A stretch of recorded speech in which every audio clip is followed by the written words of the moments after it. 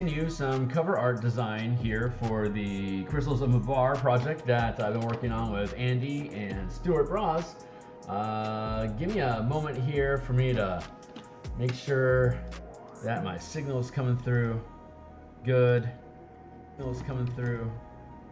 That sounds good. Okay, cool. And then the Twitter. So you check in my description down below. I'm just getting things fired up here. So you check down in the description below.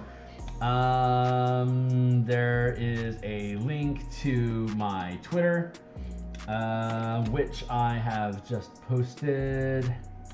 I am in the process of posting.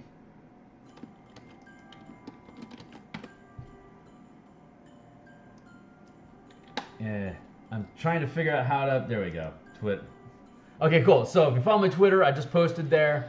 I'm also in the process of most folks are going to know me from Discord. There's a number of Discords that I bounce around: the DMsGuild Lounge, Indestructiboys, Designosphere, the Drive-Through RPG OBS community, Treant Monks community. We got the Years Pack. I'm just firing off that. Hey, I've gone live again, so that folks can catch wind of what I got going on. And then we'll dive into this stuff for the next couple hours. So Classes and Constructs, great guy. Eberron, good DM advice. And Rich Mary, Cleric Corner, both do great stuff with class flavor redesign. Fry's Mini, I think he's actually live right now, so go check out Fry's Mini. He's playing with paint. So, and then the Dungeons and Dragons Discord flagship and the Eberron server. So there's that, and I think we're good to go. There's also a description down below, a link to other products that I've built for the DMsGuild that you can read cover to cover for you to see if you like what that content is. My content is always cover to cover. I just want people to know that what they're getting is good before they invest in purchasing it. So let's go ahead and pick up game today. We are going to continue working on the Crystals of Mabar. This is going to end up being, I think it's going to end up being like drippy red text. And we've got this piece down here, this little vignette, which I'm really pleased with. So I'm going to tear that out and make it its own thing. But I just want to explore and play with this idea here for a bit for next couple hours, because there's a couple different spoiler alerts. We're spoiling everything out here, folks. You can go and you can read the adventure cover to cover anyway, so it's not like there aren't spoilers, but there's good content in here.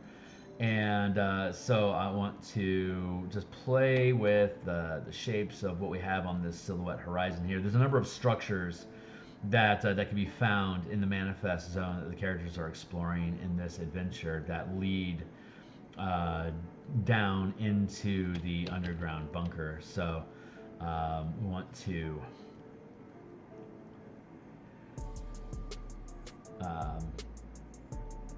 we're playing with that idea. That's what we're doing here. We're playing with the idea of exploring these different spaces, leading you to where the ritual chamber is and the crystals are. So, not sure what the right way is to depict these things yet. I'm just fiddling with iconography. I don't know if that's the right word or not, but I'm just trying to depict things, So hey, if you're swinging by and saying hi, like, subscribe. We've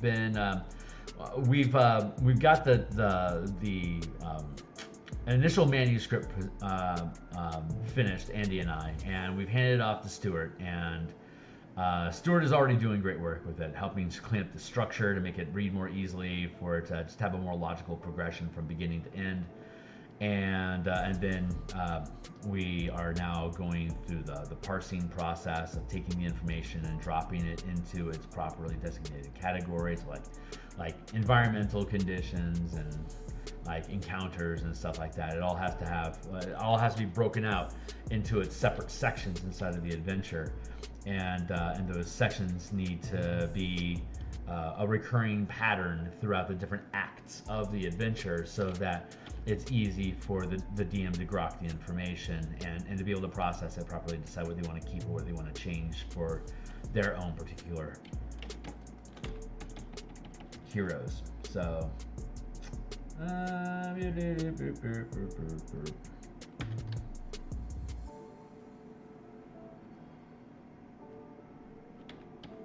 just gonna black that all out for now. If we decide we want to include descent, then we can do that. But for now, we should probably just focus on the structures themselves. So that's what we're going to do. We're going to focus on the structures themselves.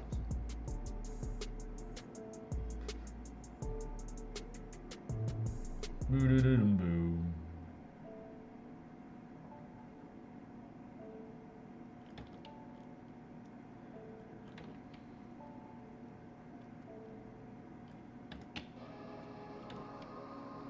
There's three. So you start off outside of the Carnwood at it's a refugee. It's a refugee village, a thorp called Peace, and that's where the trouble starts, with undead in the forest and animals acting weird and people going missing and Carnathy soldiers in the forest as well. So everyone's like, what the hell is going on? But the Carnathy soldiers are pushing people away like there's some sort of magical hazard going on that's just making everyone suspicious. And then again, people start going missing. So the adventure starts with the heroes being deputized by the eastern reaches of Carnathy, the Outriders there, deputizing you to look into small complaints. And a refugee thorp in the middle of nowhere on the edge of a already questionably dangerous forest is definitely a low priority risk to the larger community. So they relegate these type of activities to adventuring parties that are on the roster, that are registered adventuring groups that can be considered reliable and patriotic to the Carnathy community. So they get access. So your characters have access to this deputization, or you're deputized, or you just stumble into it. There's a number of different ways you can play it. But the default is that you are deputized and you have authority to be there asking questions. There's other scenarios where you have absolutely no authority and do not want to reveal who you are and want to avoid questions. So there you can approach it from a smash and grab. You can approach it from a heist. You can approach it from raw combat, and you can approach it from a social adventure. So there's a lot of fun ways you can take this adventure. And depending on how your team operates and what your DM knows about you, you'll be able to calibrate the different types of encounters appropriately. Like I like a mix of low risk combat. Like, what do I mean by that? Meaning, like, there's a decent chance that intelligent NPCs will surrender or run away. They are self-interested, and most of the time screwing around with adventurers is like, it's not worth your life. You go screwing around with just a bunch of warlocks and fighters that show up and they want to take on someplace.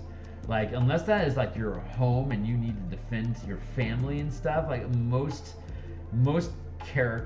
NPCs in my opinion in Eberron are like, we are out. There's authority figures that can come smite you, so we're just gonna let you take your win for now and yeet out before we have risk to ourselves. And then they can call on authorities to, deputize adventurers with patriotic devotion that have a reliable record of being pro-citizen and low collateral damage is a really big one. Not causing a lot of collateral damage. Spells can get really, really dangerous. and can cause a crap ton of damage. So you have to be mindful of, if we're going to go on an adventure, how many buildings are we going to tear down in the process of it, and what is that going to do to our prospects of being recruited again for other potentially delicate tasks. Well, if you go destroy the terrain that you're supposed to be defending, the chances of you being recommended are slim to none, unless it's like a demolitions project or like a suicide squad sort of thing. Like, we want to get rid of you. So those are different factors that you need to take into account when you're considering how are you approaching the hooks to different adventures. Like, if you do this right, you will consider your book clean, and we'll put you back on the roster, give you a second chance with your demolition stuff. Like a lot of movies, like what was it, Daybreak, I think, like the Jamie Foxx vampire movie that came out on Netflix. Like, that's another great example of that. It's like you are in bad graces with the Vampire Hunters Guild. So you have a lot of backlog dues and a lot of damages that haven't been accounted for. But if you are willing to take on this terribly dangerous task, we will wipe the slate, give you a fresh start, Neo. Yeah. So it's a pretty common trope in movies, but they tend to pick up either at the very beginning of someone's career or when they're already a hardened veteran. And D&D campaigns actually are fun because they let you play both sides of those equations. You get to go from like day one, like wet ear recruit, and scale into a hardy veteran who will probably have a track record of causing stupid amounts of collateral damage. So may well be in bad graces with whatever organization it is that you're wanting to work with. So you actually get to play out that full character arc of ascending into grandeur, the fall from grace, and then the redemption. And fall from grace, it doesn't have to be like a big soul thing. It doesn't have to be a big to do. It's any fall from grace is like any time that you ruin an opportunity. You don't kiss the girl, you don't get the job. Any of these things can be redemption arcs where you end up getting what you wanted.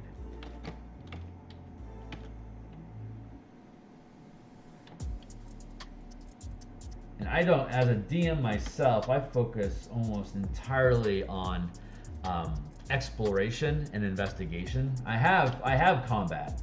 And I have social encounters. When I social encounters, I approach them I don't like role playing is. It's almost like you got the pillars of challenge that D&D that WotC refers to as being combat, social, and exploration. And these are like the three modes of die rolls. Like, what is the three general categories that you're trying to resolve with rolling dice? And it's either combat, because you're doing combat resolution of damage and saving throws, or you're doing exploration, which is like investigating and doing saving throws and skill checks, and then social challenges, which is like interrogations, and it's like a different type of exploration, but it gets categorized differently. And then there's the modes of play, and the modes of play, which is the meta game of what are the players doing at the table, what have they got going on, and so that's basically split between, again, also combat, and then, which is like, die roll, tactical. So I guess it's tactical play, and then there's role playing. So there's tactical play where you're moving things around a map and you're parsing out things on a round by round basis, like a chase scene or a combat scenario or disarming a trap. That's tactical play. And then you got role play, which is where you're just shooting the shit with characters or NPCs in the game, which could either be exploration / social pillar, but you're not necessarily challenging. You're just role playing. You're just adding character fluff and like backstory, personality, and context to the adventuring that you're doing in general. And then there's shenanigans, which is just just doing goofball stuff like, hey, I want to create 500 clones and start an Applebee's. It's like, what? Like that's just shenanigans, you know? Like I want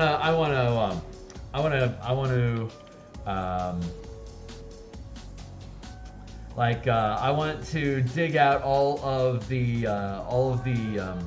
hinges on all of the doors in this dungeon, so that I can cash them in for scrap and build some sort of, you know, object. There's no ingots in town, but there's this dungeon, so I'm gonna go raid that dungeon for as much metal as I can, so that I can sell it to the blacksmith. Like like going into the dungeon, there may be combat and exploration and social challenges, but that's like shenanigan tier of play. So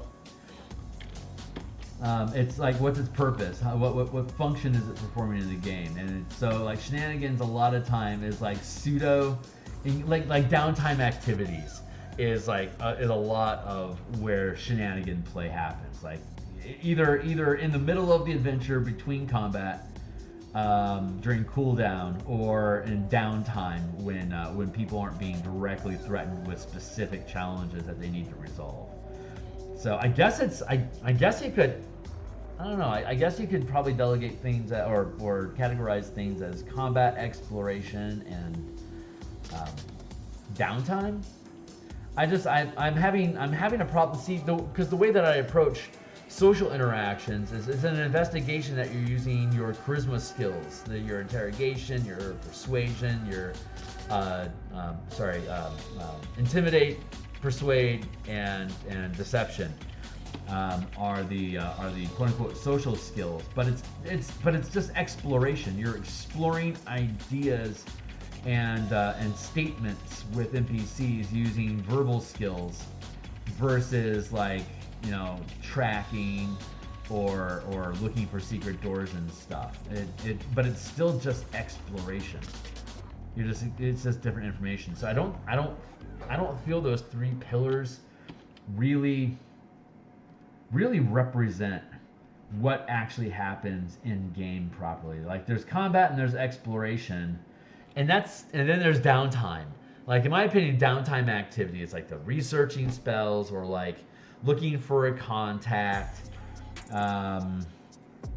scouting, like stuff that you sideswipe, you know, like this is just like we're gonna skip scene because it doesn't require direct in the moment engagement. Like if we can skip scene, like anytime you feel like you can skip scene, that is like downtime tier, or a downtime pillar, I would say. That is the wrong. That is what I was looking for.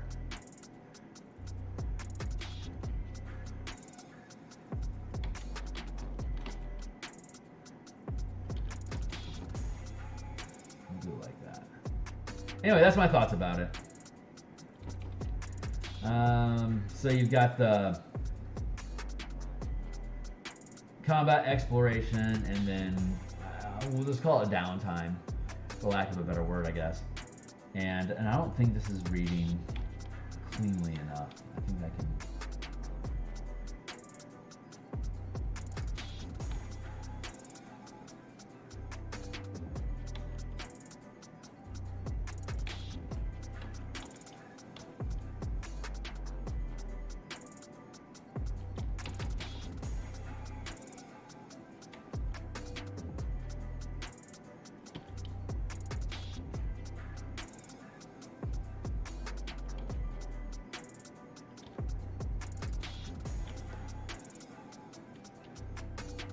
That feels right.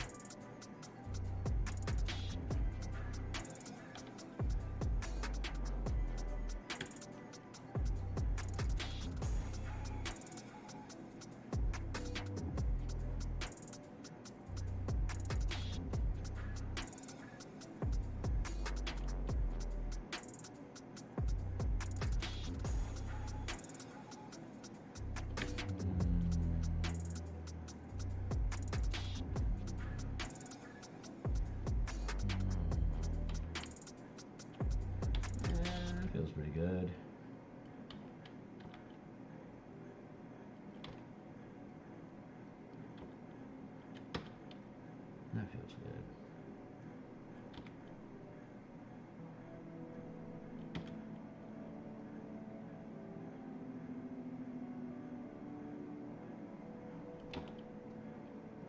Grab that. Scooch that over a bit. Room for another one of these. There we go. Just blend that all in. Happy little manifesto.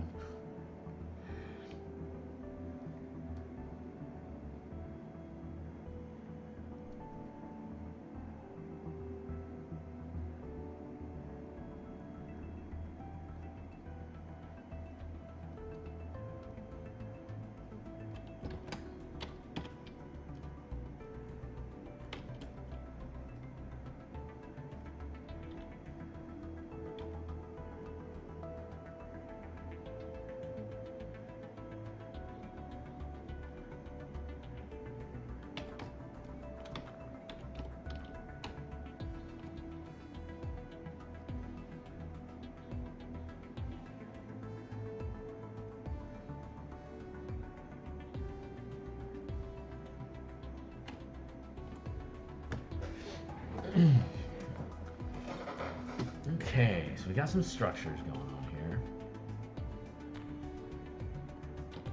I'll bring that one down a bit.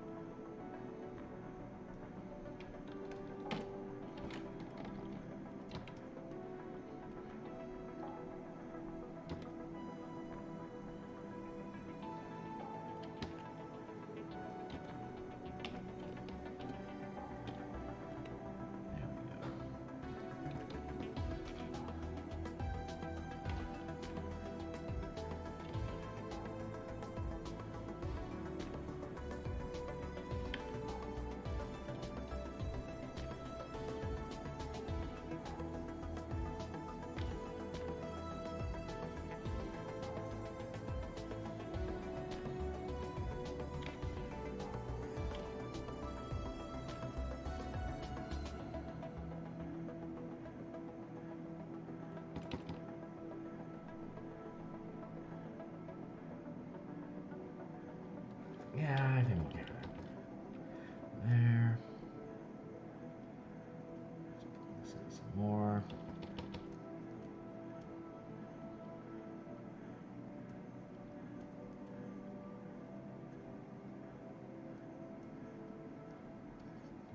Here, blend this in a bit. There's a cemetery. There's a flooded fort, and then there's a topside entrance, but all of them are in ruin.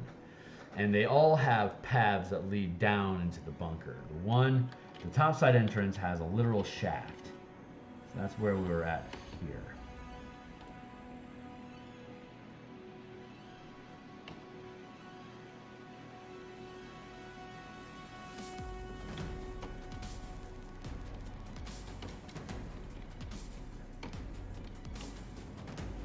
And then the cemetery has a hidden path. Let's get rid of that. It's hard to commit. It has an underground bunker entrance.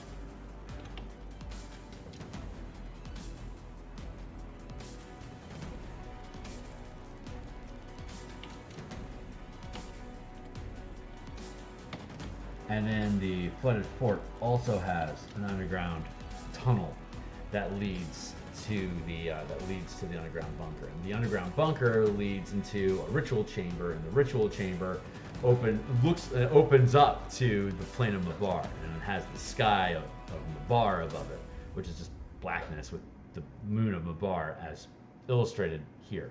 So so I wanted to depict a path from these places to the chamber below without maybe being so literal as that. So maybe what I can do is I can duplicate this layer to transform. Flip horizontal.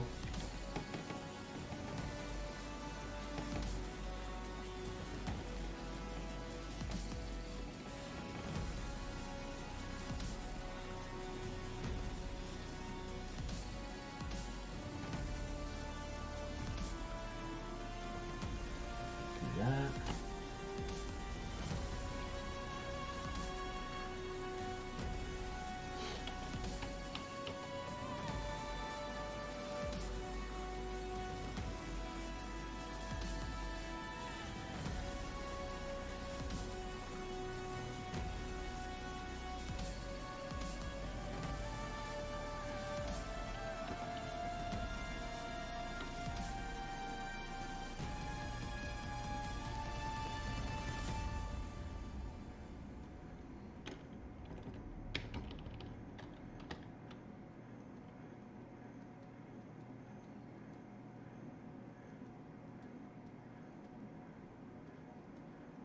The same fade here as we have going on up here.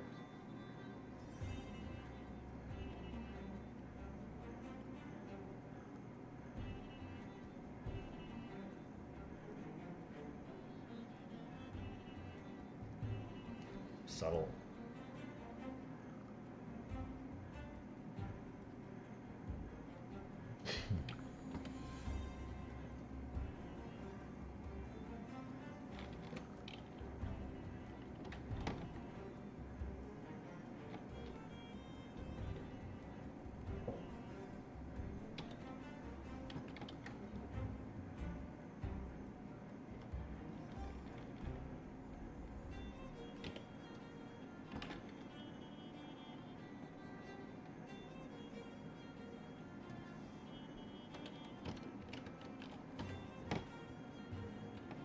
Is that balanced?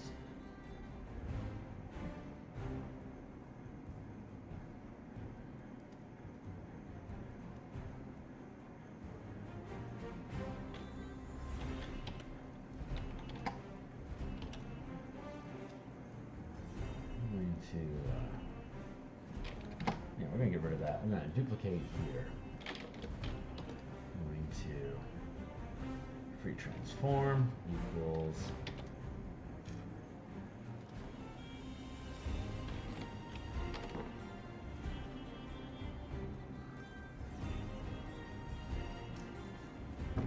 sit back and see if we can have that sit balanced.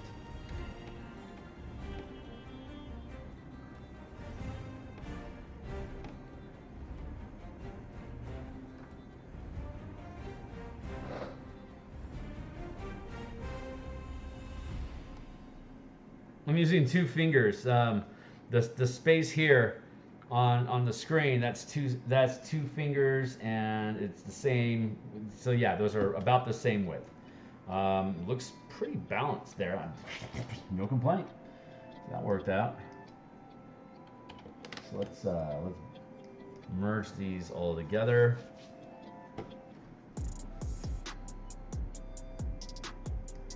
And now we can add the vignette stuff in.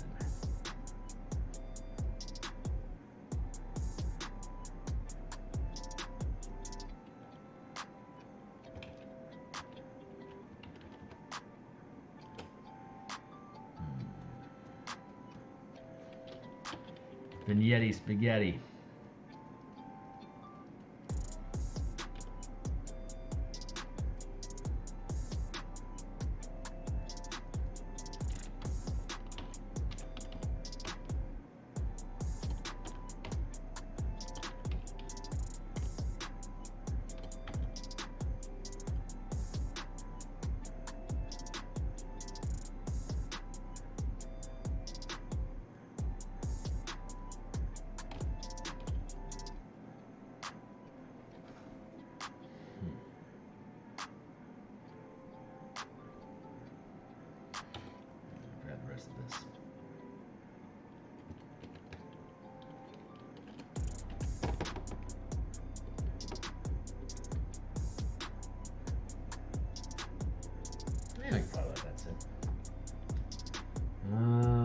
But what we're gonna do over here.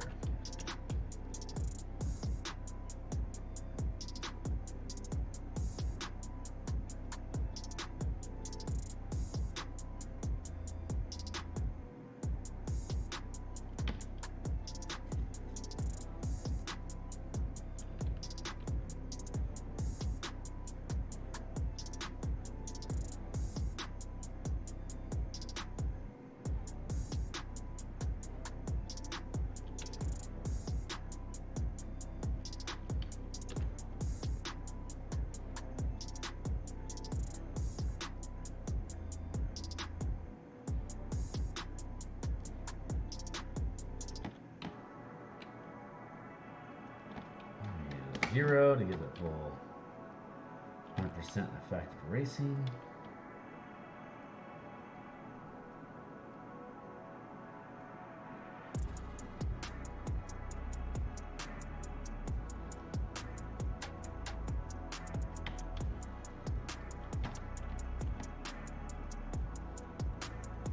Where's my timer? I need a timer in this world. Hold on. Need a timer.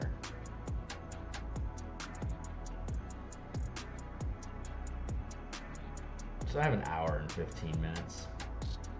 Hour and 15, let's just call it an hour and 20 and put 20 minutes on the marker. So I got 4 20-minute marks. I got 80 minutes for me to pound through some stuff. So I'm pretty happy about that. So there's the flooded there's a flooded tunnel. We've done a lot of mapping on it. It was like back on I think like episode 12 maybe. We were doing sunken fortress maps, and so there's a tunnel large enough to pass vehicles and giant creatures through. That leads down to a bunker door that's locked. Fused. Well, it's just massive. You can't just pick it up.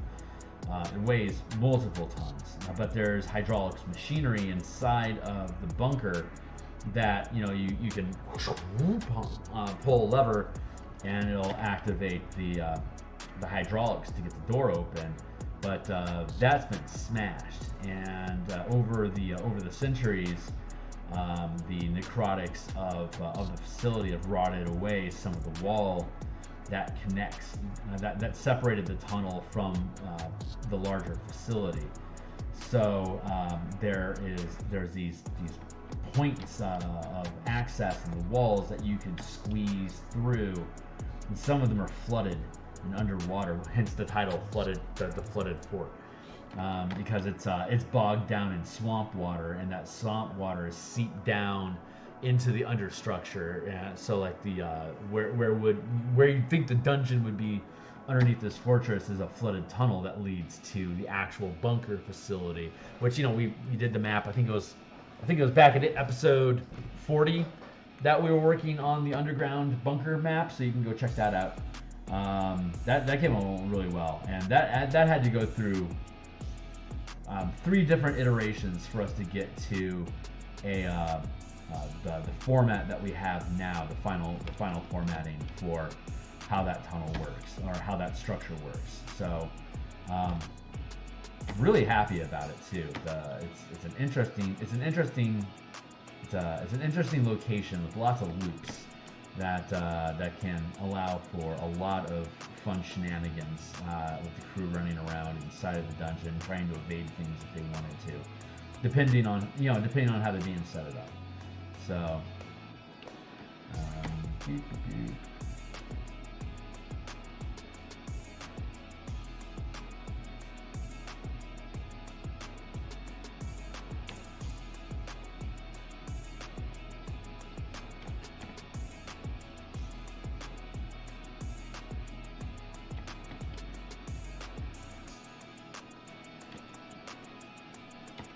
oh, that's fun. We're gonna do that.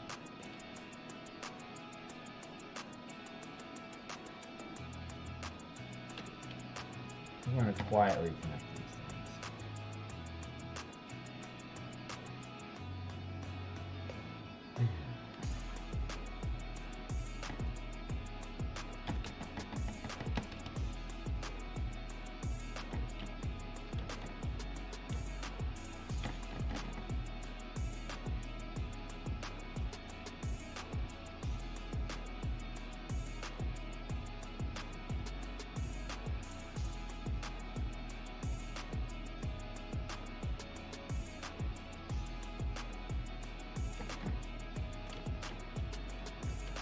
Oh, that's just fun. Let's push that up a bit.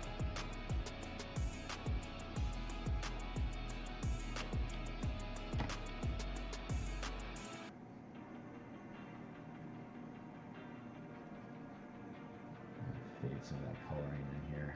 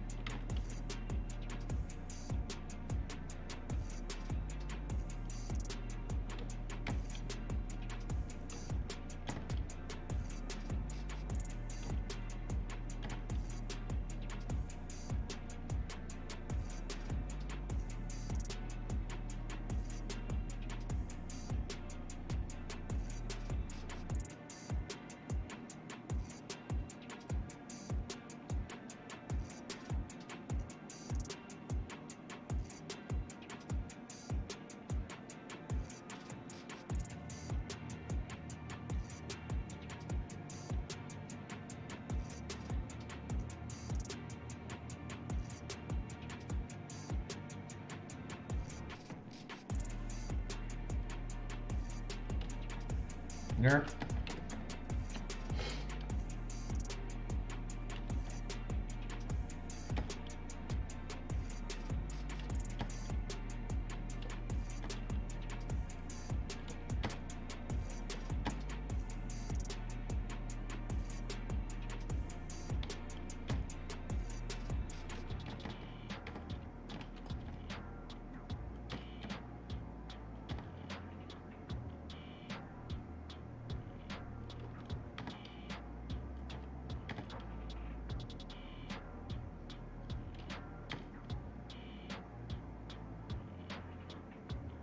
With a little bit of blue in there, just to indicate some murky, gross water. Like I got a lot of green influence on it. It probably doesn't feel like a very normal bluish, watery color. I don't think this.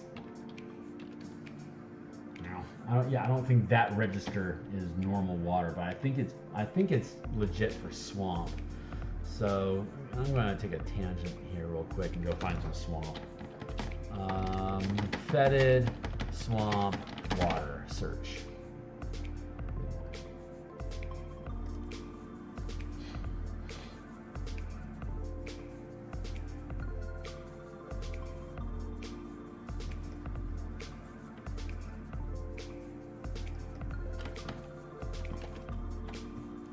Here's what's described as a fetid swamp. So let's check out the water here. Super green. Super green.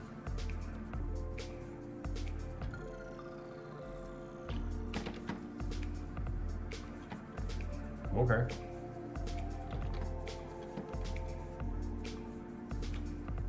Subtle. Okay, cool. That's cool. We can push this up here to the top into the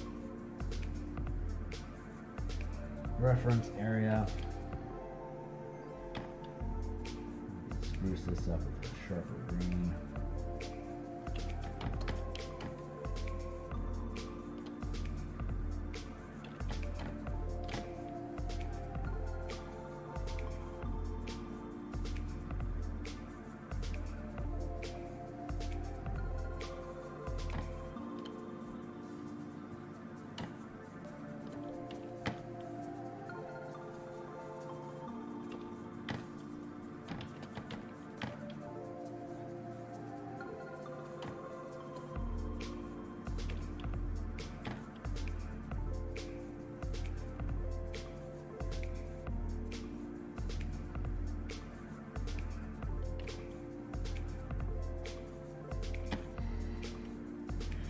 Oh, this is so much fun. Cool little caverns.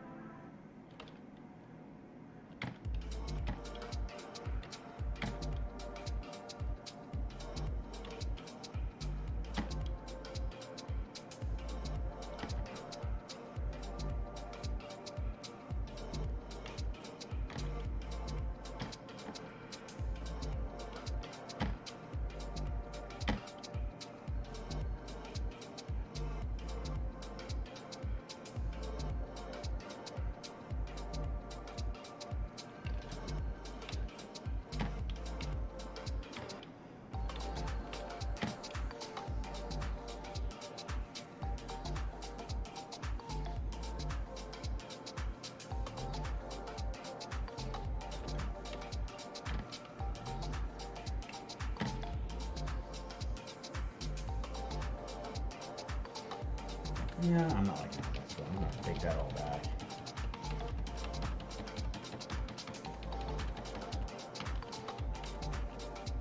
There we go. Keep it classy.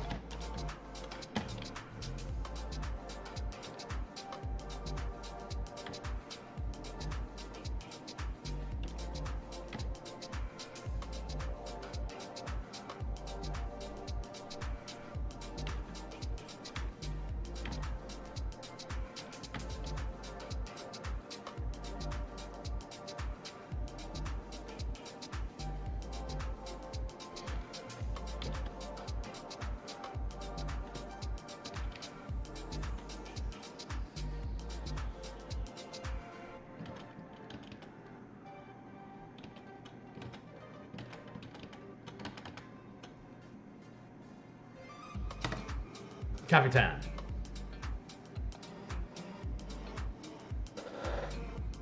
Yeah. Where's my water? Narbles.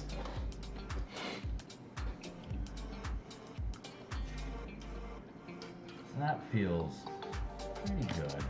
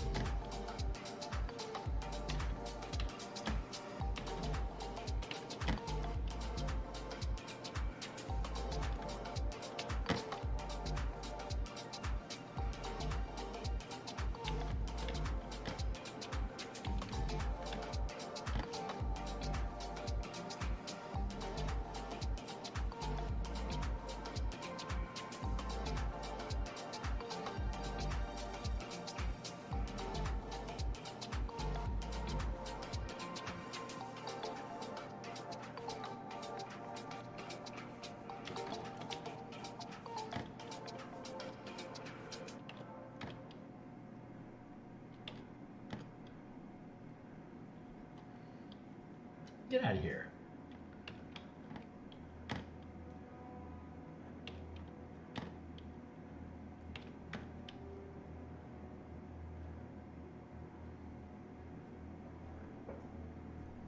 Oh my god, it's pissing me off. Why did I keep dragging my mouse down so low?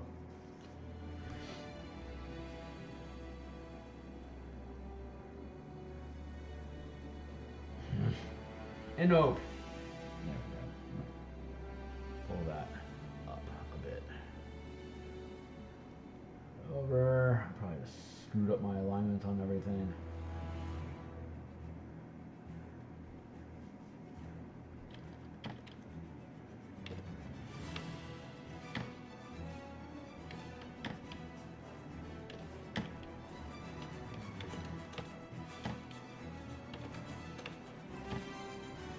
Don't think we're gonna have this done today, but we're gonna be back Monday night to work on this some more, and it's possible we'll have this done by Monday night. If not, by this time next week is pretty certain.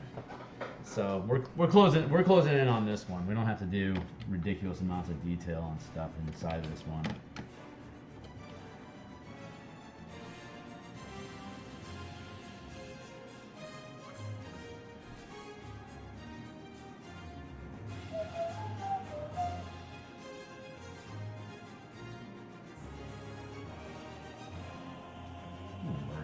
I'm going to boldly merge that down. Let's see if we can come through with a soft round eraser. Drop that down just a low passes. I want to take off some of that. It's too pronounced. So I need to edge that back a bit.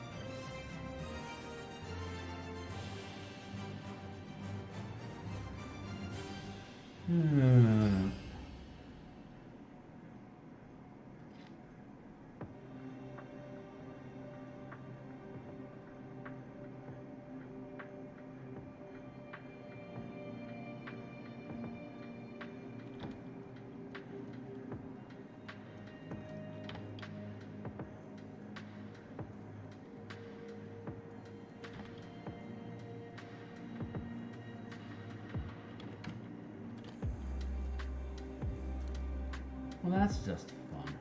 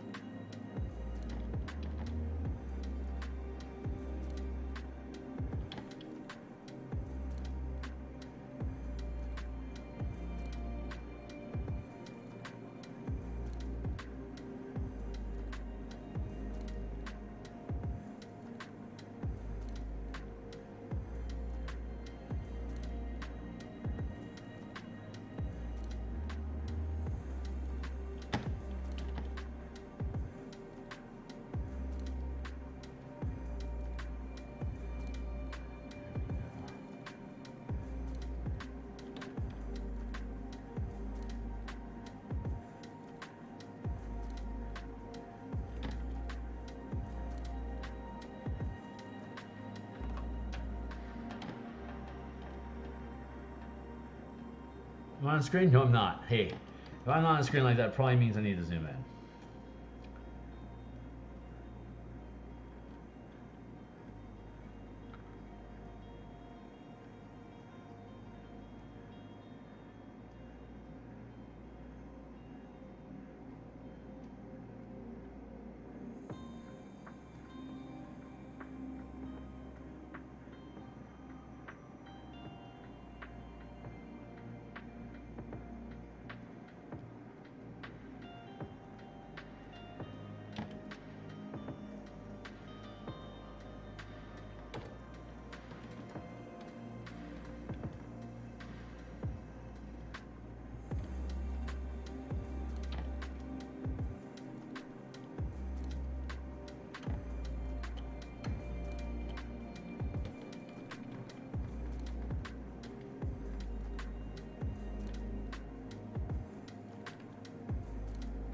There we go. Much better teeth.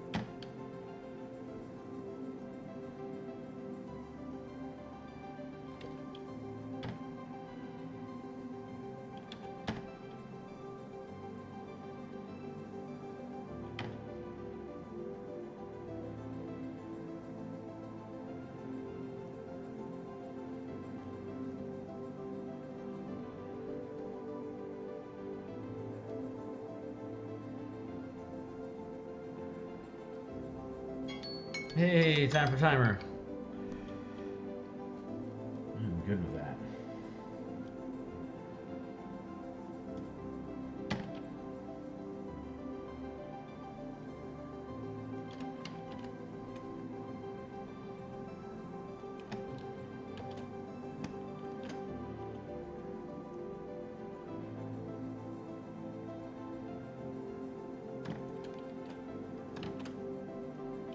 We'll go right right,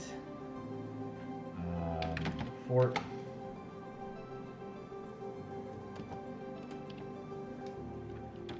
Left, fort.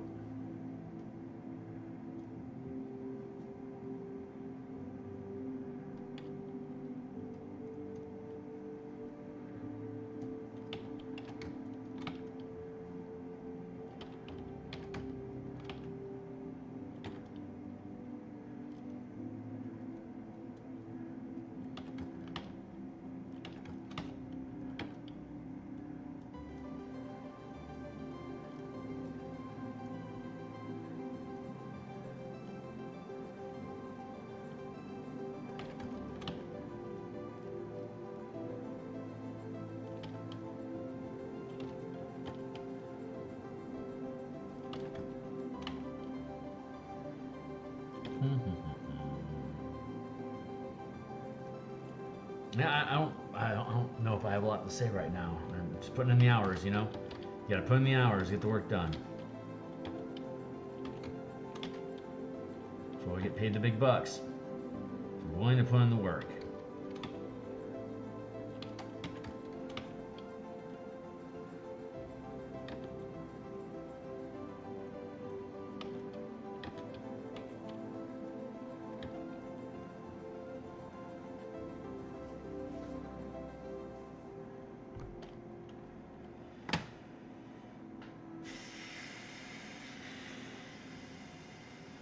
Fudge. Oh, I didn't say fudge. All right, so let's see. Let's see. Let's.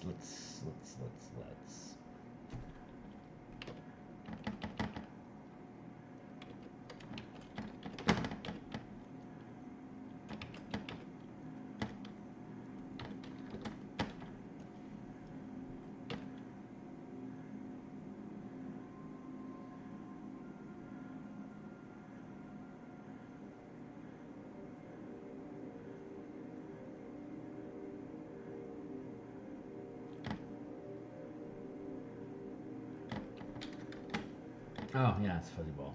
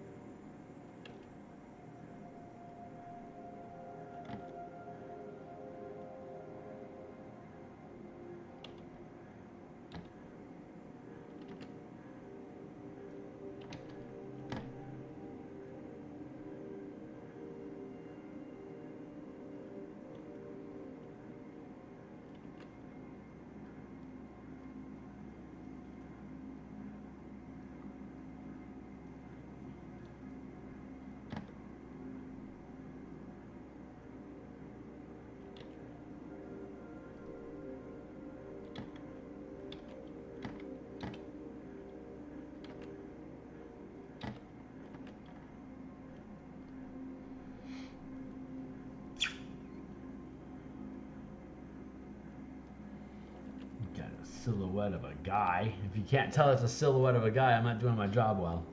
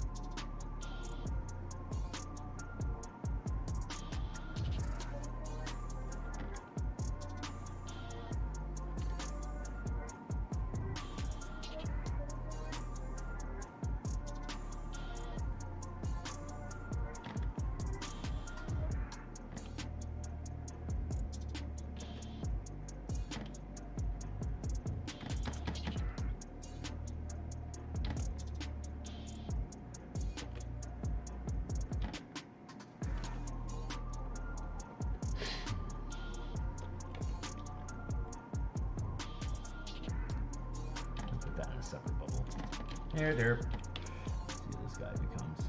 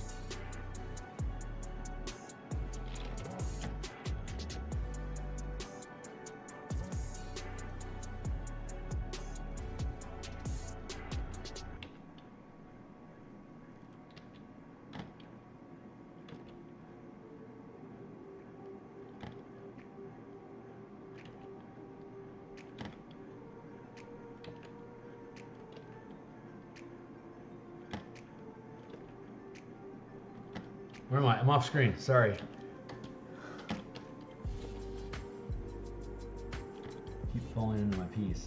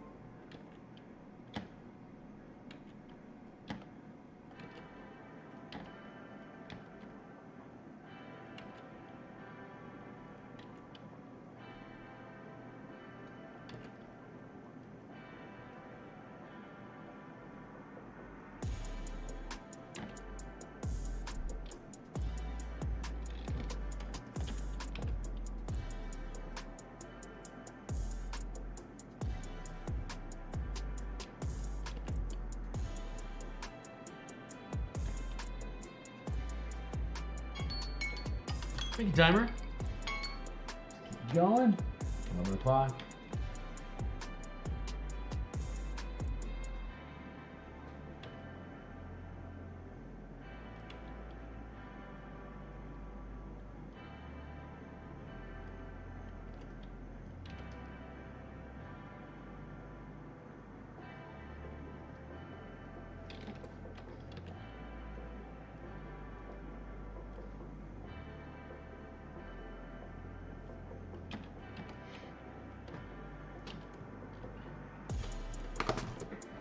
Super basic for now, just basic characters on a map environment. It's nothing.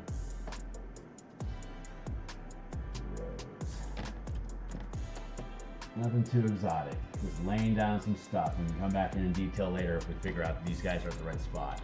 But they might not be in the right spot, so I don't want to dive too deep on this, especially if it ends up just being a bad idea and I need to get rid of it.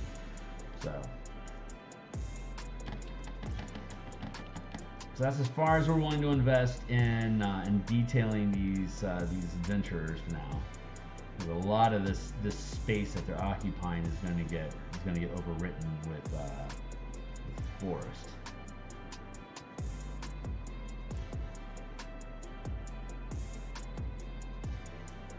But it's important to get their space defined while in the Bob Ross style of painting.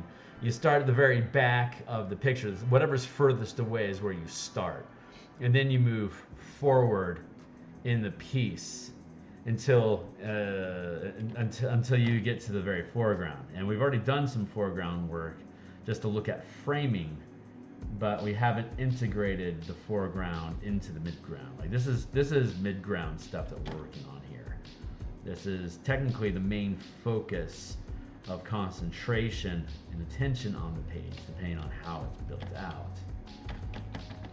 So we're gonna see how it builds out.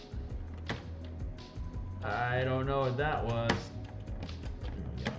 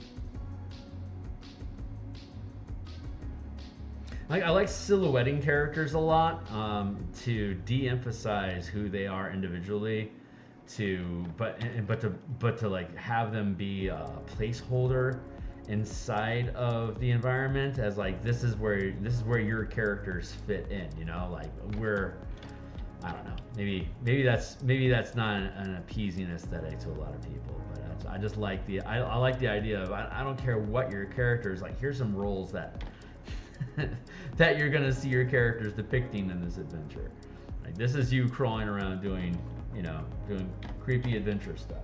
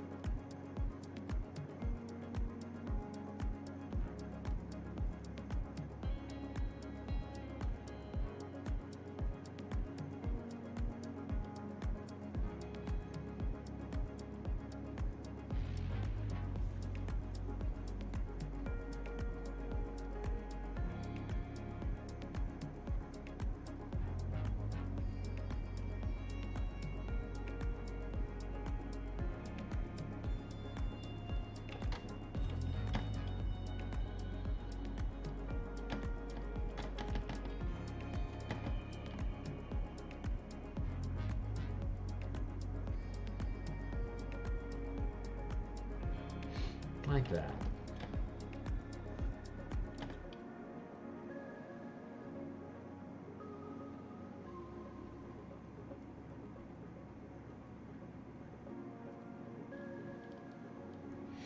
There we go. Chip chop chiri chiru chiron. I'm gonna do this hero front fog. Then we got side trees. We can start buffing up the side trees a bit. Fold right back into where we were. Fold right on out of the sky.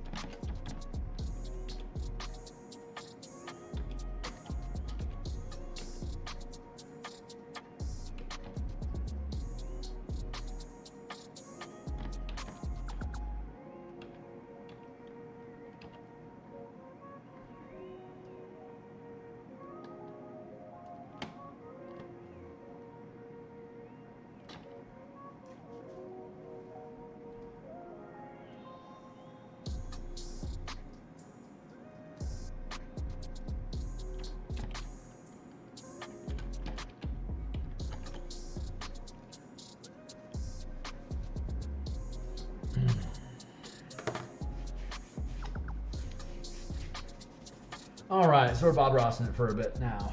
We're gonna start with the friendly trees. We got the trunks here for friendly tree. And we're just gonna build in some more here.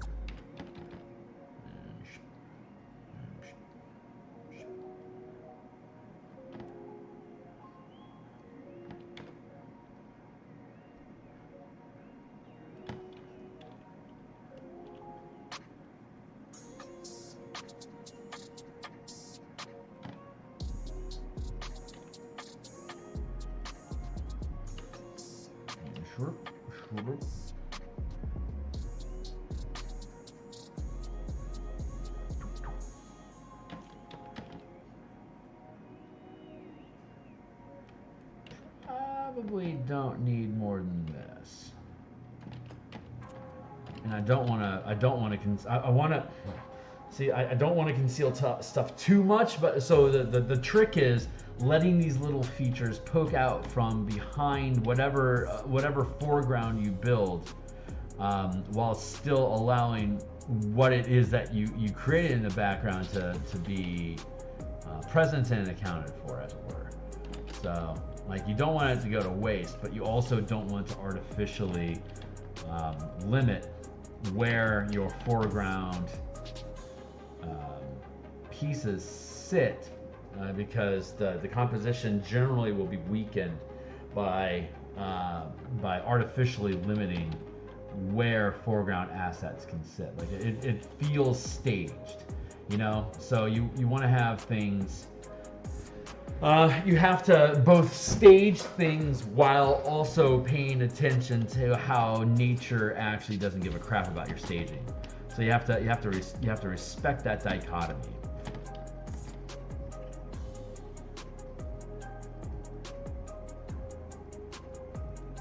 Right now I'm just writing this into the edge. I know it's going to end up being painted over.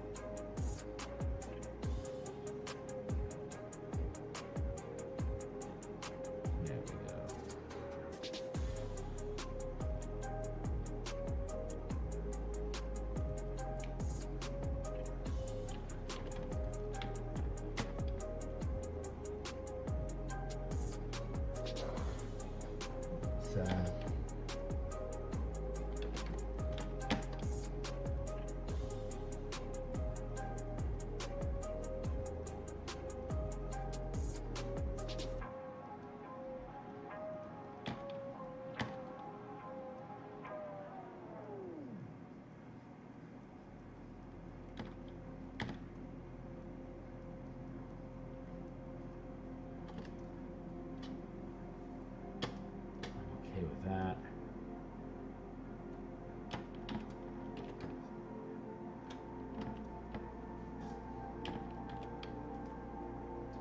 Let's grab ourselves some fancy brush and do something better. This is like really like blurry chalk markish, you know, like it's not really good leaf at this resolution. So what I want to do.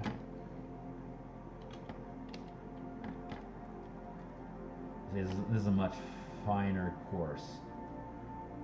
Much less coarse is what I'm trying to say. It's a much finer brush. Don't want any of that bleeding into this area for now.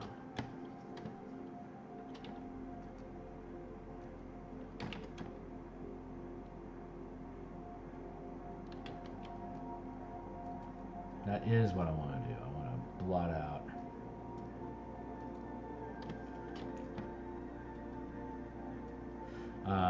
The end of branches that I place. Where am I placing leaves? Why am I placing leaves the way that I'm placing them? It's you got the end of branches here.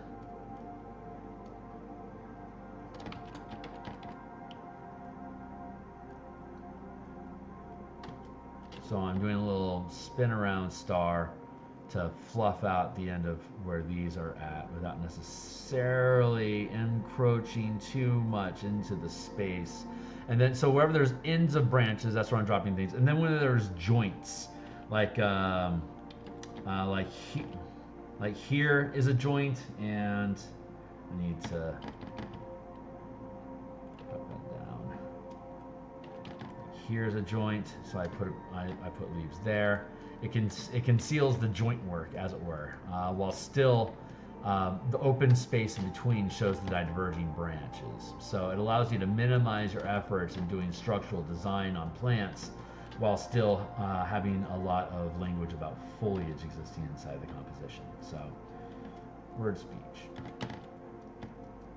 I'm going to use the negative effect of the same brush to delete out information so you can get that layering going on. So it's a mix of dotting in and then dotting out the layer to create that to create this texturing effect that you see got going on inside there. Super easy to do once you have the brushes built, and it's just and like, see, like, there it is. It's this little stipple. But when you have them working together like this, it creates a really, like, you can see the layering of the background lighting effects with it. It makes for interesting. Yeah, foliage is the word I'm looking for. It fills in foliage really well. Makes it interesting. So here, once I get done with this foliage feeling here, and I can drop it more here.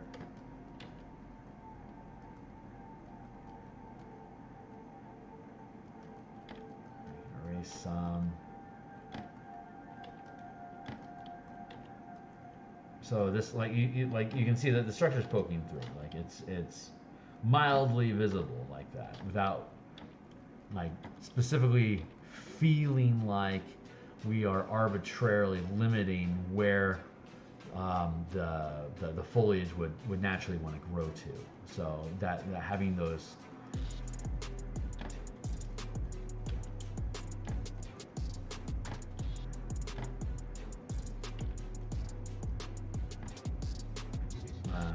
the word I'm looking for is that stippling of erasing and adding. It allows you to like have like little peek throughs. So without necessarily calling attention that, you know, I am making this something that you can see. It's like you can catch sight of it. It leaves it to the viewer to see how much they want to invest in noticing details throughout the piece. While we have addressed that there is the details are present within the piece. So we can get credit for the effort without necessarily having to look like we've tried hard to show our work. So.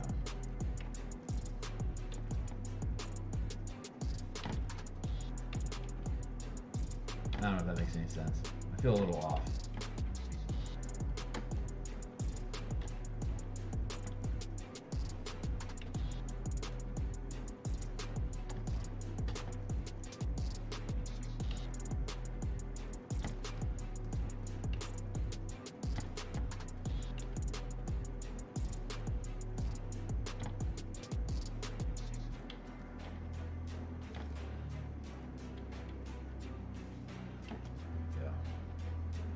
Then we can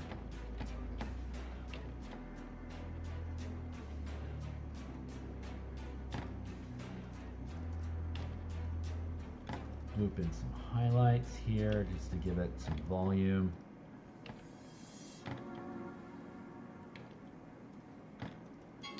Hey, I got 20 minutes left.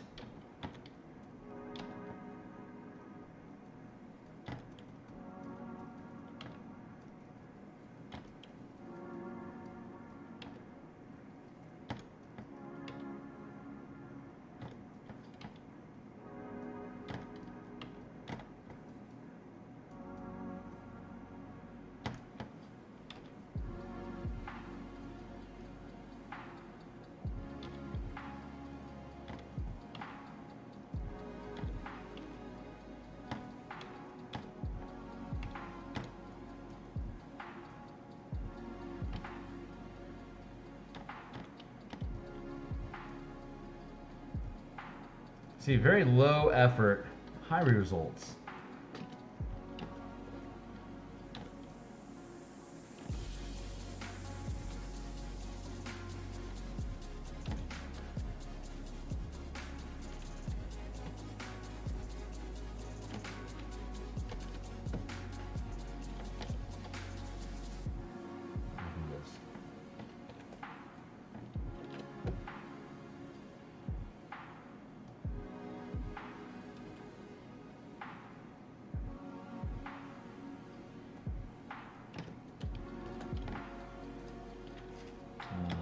Left and right. So left, just go away. And then right goes away. So left, right. They're independent now. So I can take the left, I can pull it a bit off of the center line and do the same over here.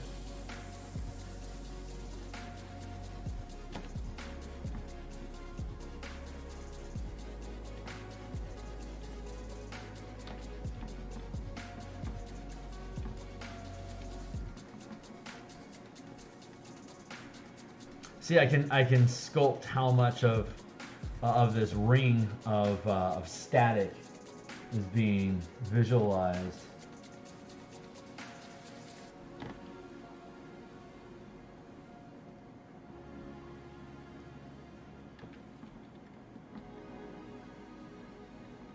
By controlling where the trees sit in relation to it. So I was able to frame it a little bit more there.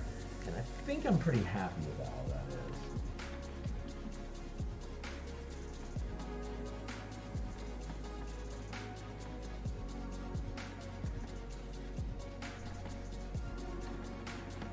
Possibly want to drop down like this.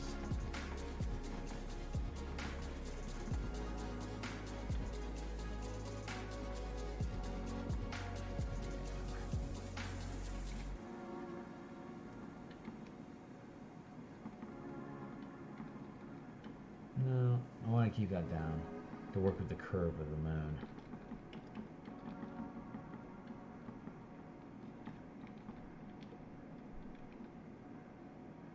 Yeah, I think I'm happy with that. There, okay, yeah, there we go. There we go, that feels good. There, and then we got this one here. We want to push that in a bit. Yeah, we can do that. I'm pretty happy with that. Cool, so we still have our adventure sitting here. We've got our side views, then we got the front end bushes. So let's work with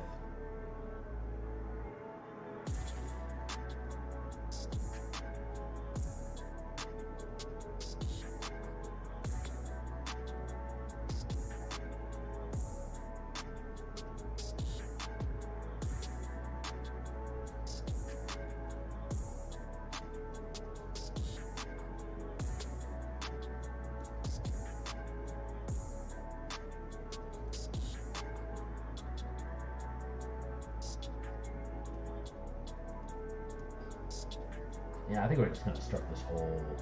I think we're going to just start the front bushes over again.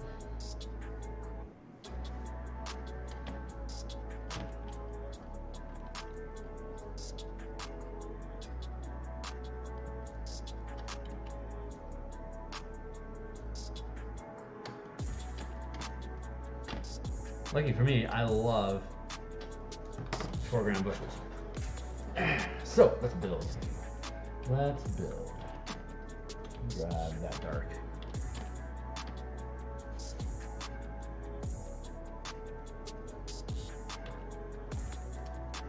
Grab a simple line. We're going to drop this opacity down real low, or the size down low. Be something like, go like, whoop, zip, zip, zip, zip,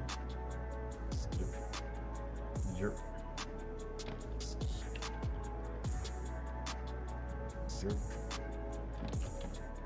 Like that.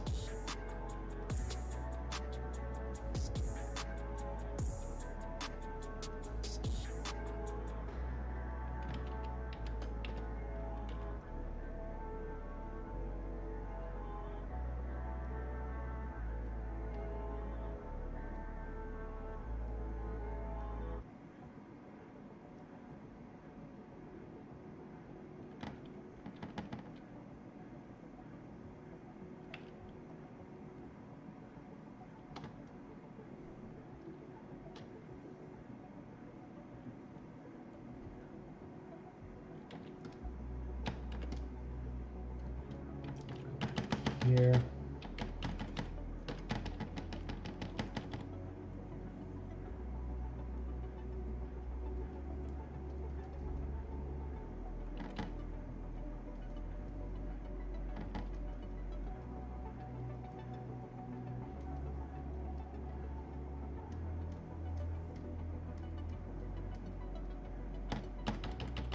Negative space to trim some of that out.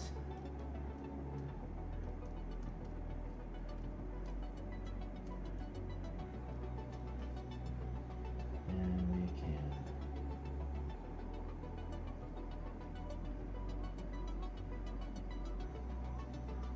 drop the opacity on it a bit. Come back in with, what's the other color? Up here, that's a good one.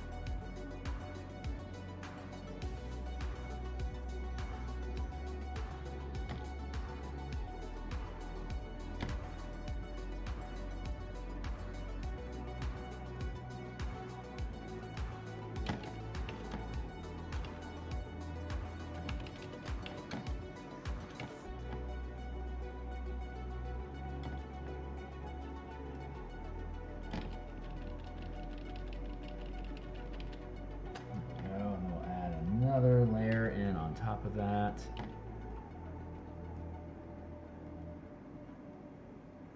I'll erase some of that as well, just to create a different type of texture inside of the foliage here, so that it has that lived-in look that I go with.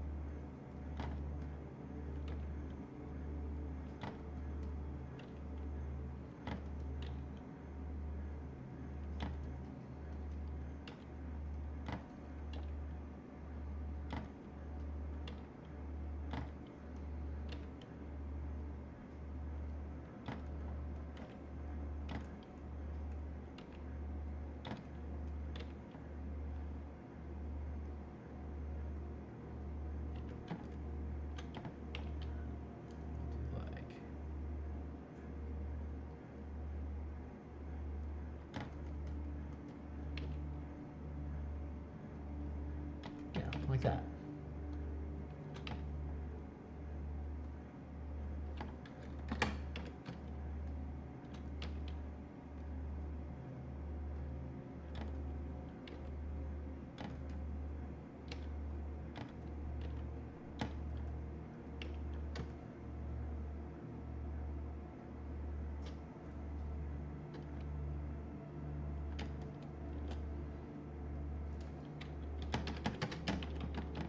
call that left foliage. Let's get rid of that altogether. I'm going to call foreground.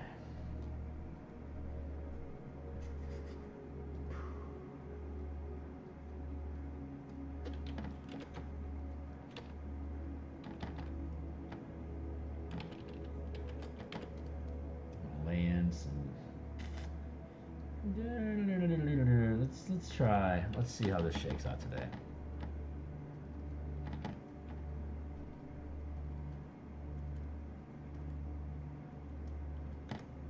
Not so good. Doesn't shake out so good at all. That's not a very good brush. I should probably get rid of it.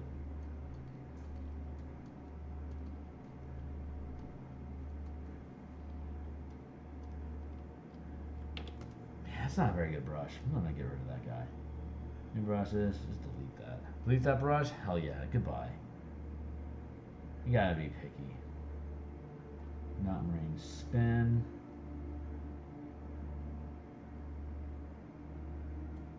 Ah, there we go. We can use that.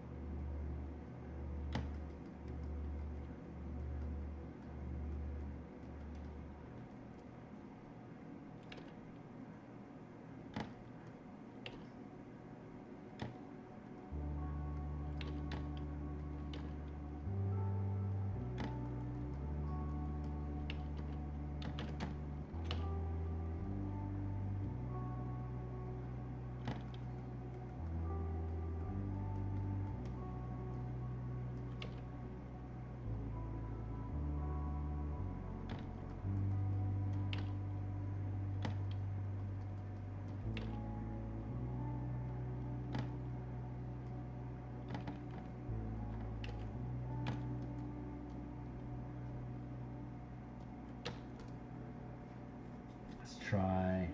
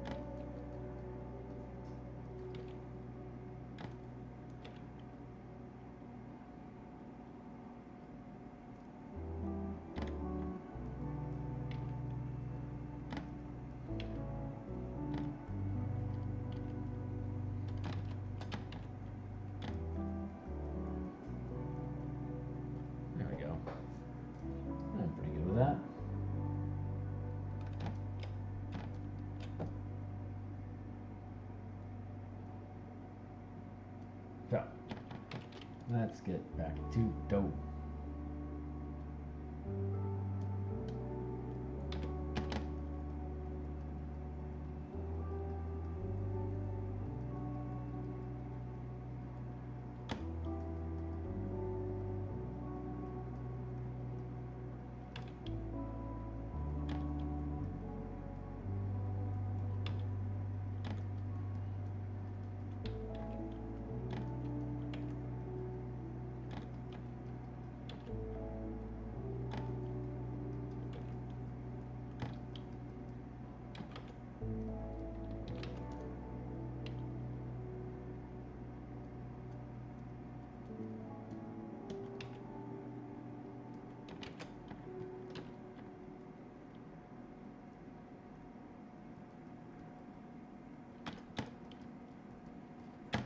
Structure up in here.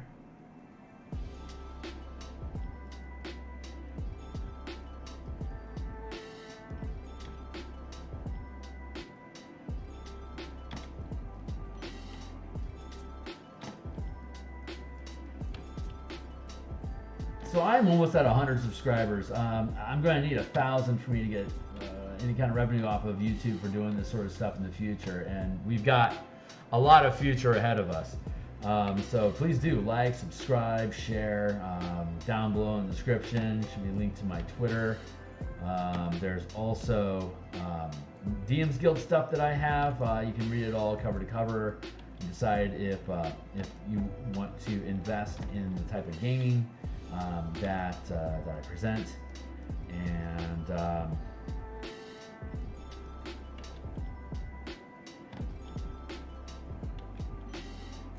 yeah, more than anything else, subscribe and help me get hours.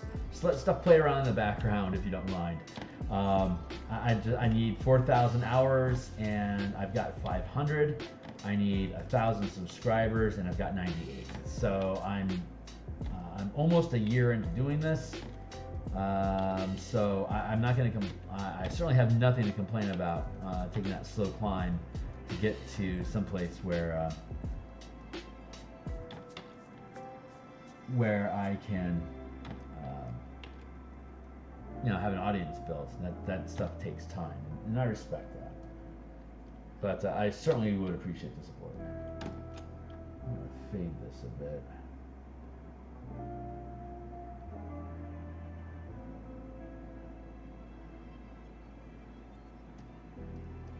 The dream is to get bulletproof, to have enough support from people that are simply aware of what I'm doing to help boost signal enough that I can survive any changes that may happen involving platforms, demonetization, promotional efforts. I don't know what or how the future is going to unfold.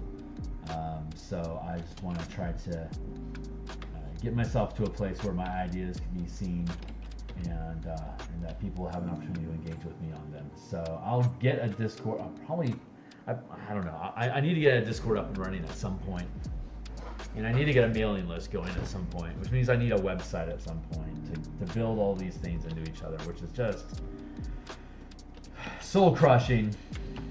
Absolutely just takes away from the fun and creativity of just creating art. But it's something I'm probably gonna have to end up doing, whether I like it or not.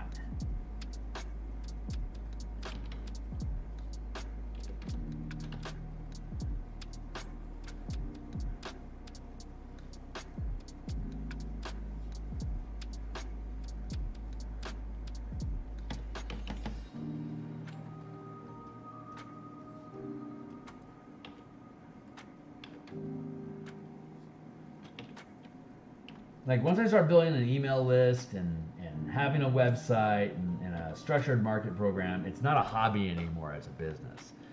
And I have a real personality clash behind the creative freedom and come and go as I please sort of approach to logging in and punching out some artwork and then being content and then logging out. Like there's a different cadence. From flying casual like that to I am building a business and this is a production schedule I have to adhere to and all the bloody blahs that go along with that, and that is something that I am resisting.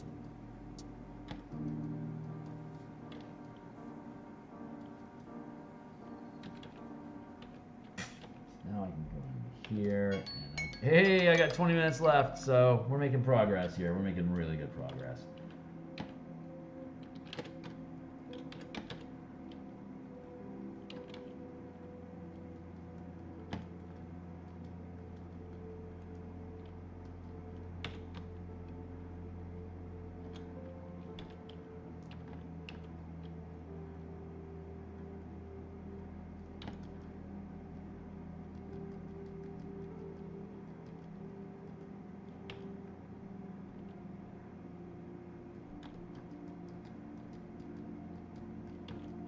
Isn't that fun?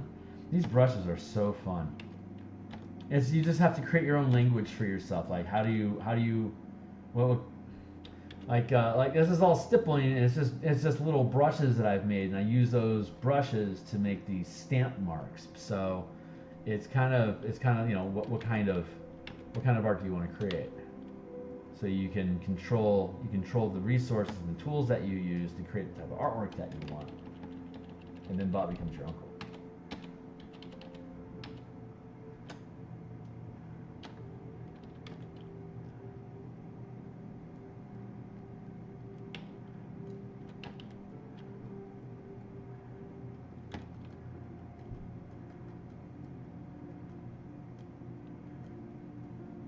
See, instant texture.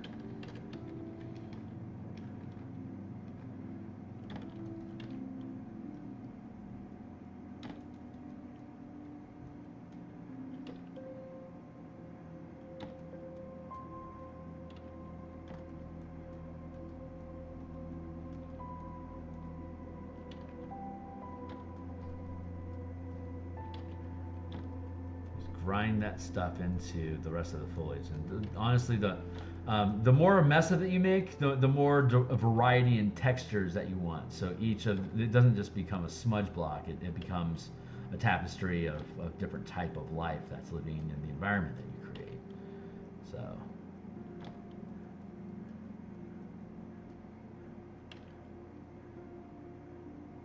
So I want to think about that stuff.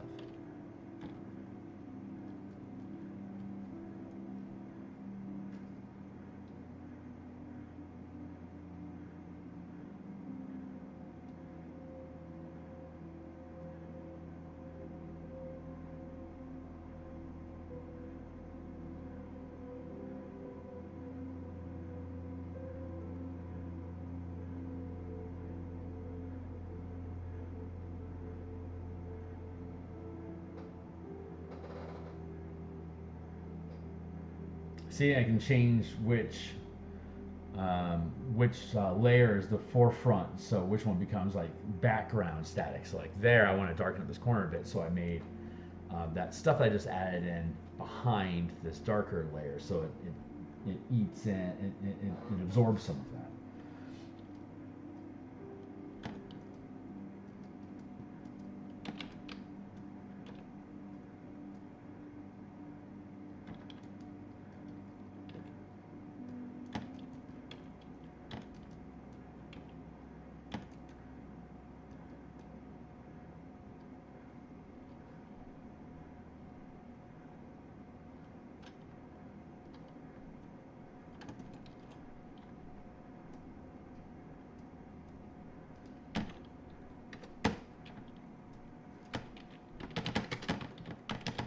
Right, foliage, and then I can,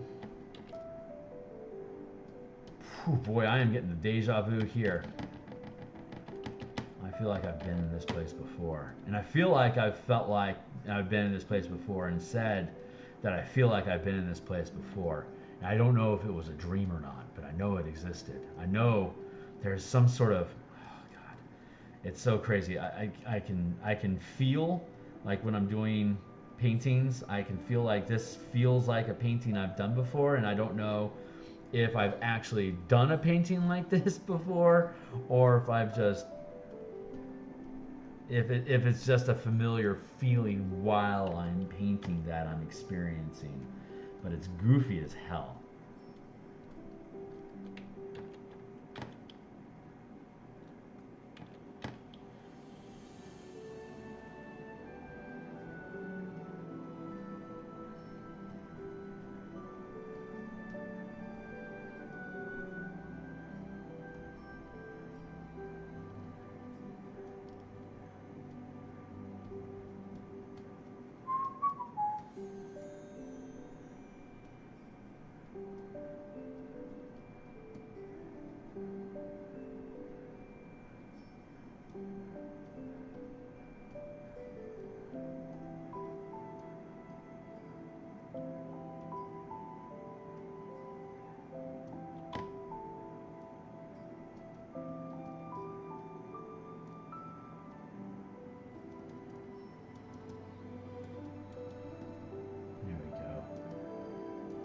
Nice.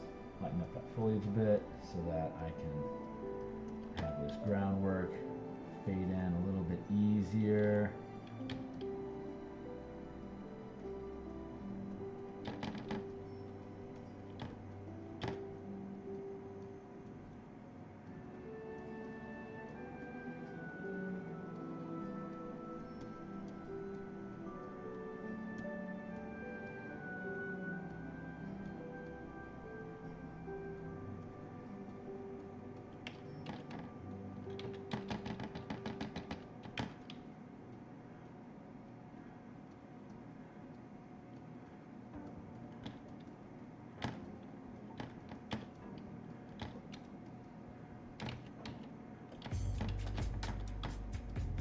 can use a light opacity on the, like I can drop the eraser down to 10%.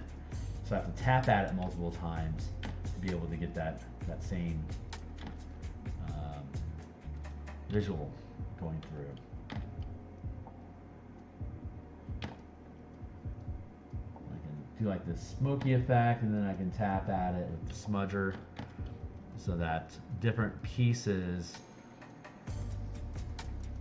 of the existing foliage will poke through.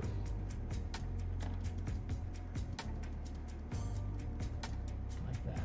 And then I can go through and I can drop another one. Increase the smudge. Let's push up the strength of the smudge so that it pulls pixels easier. And just blend that in like that. And then I can go with the same eraser again and start tapping away. Up that to 20%. There.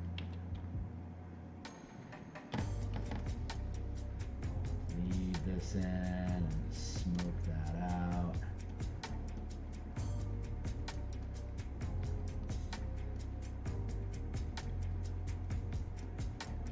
Like I can't do that tapping. Like over here, I can't do that tapping, but down here I can. So I can tap. Because there's no foliage in front of this guy directly, so I can't tap away to reduce the smoke, the foggy effect that's enveloping that area. But I can push it away. I can smudge it away.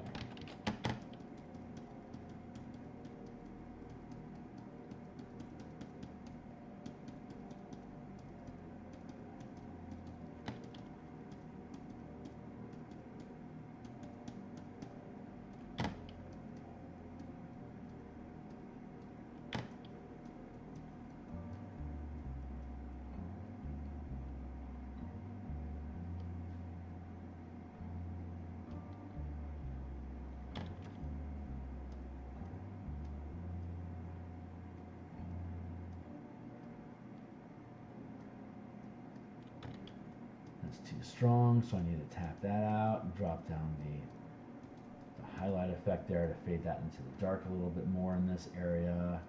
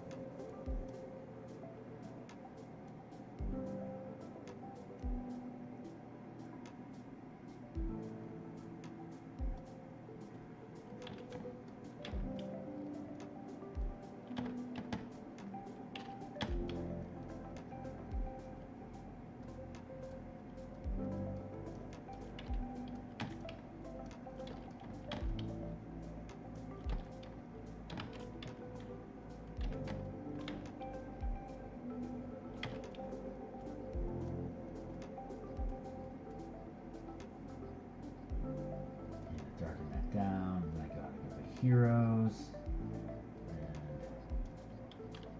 and this guy a bit. So let's grab a normal eraser brush here. Ha! Right on, man. Welcome back.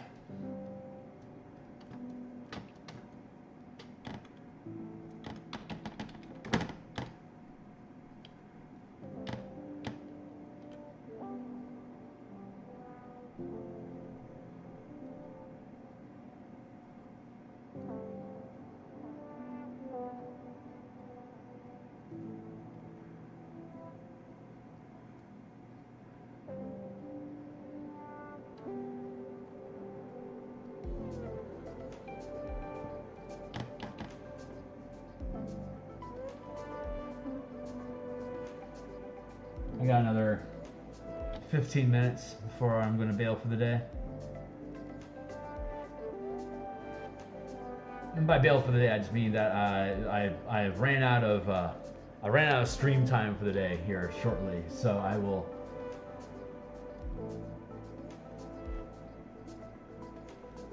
do some weekend house stuff with the weekend gal.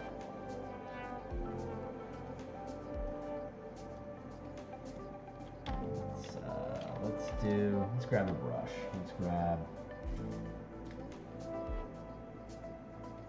Let's try the shrubbery faded, see if it does any good for us.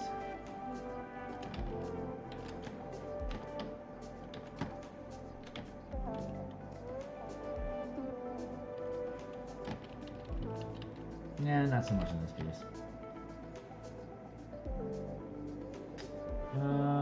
Let's see, what's a different brush I want to use? Good old reliable rock. Poor Bart always chooses rock. Nerp. This is by far my favorite eraser, though.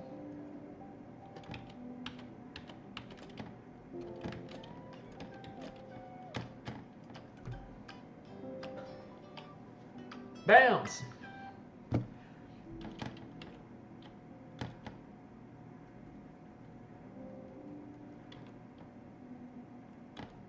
Nice.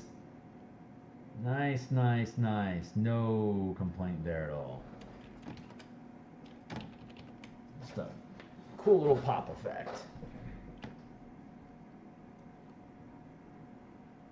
Foliage, foreground. I feel like I need to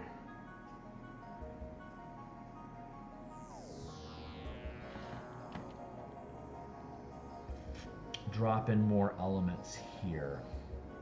Not sure what those elements are supposed to be yet. I'm pretty pleased. I'm pretty pleased with how this is coming along. Let's do that. Go here.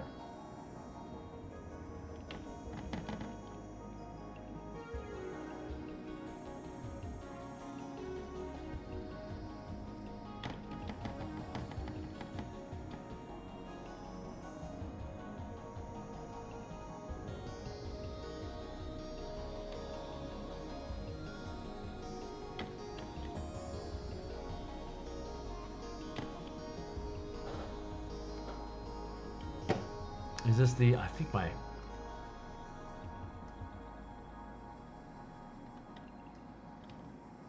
or am I still dreaming? Yeah, quite possibly.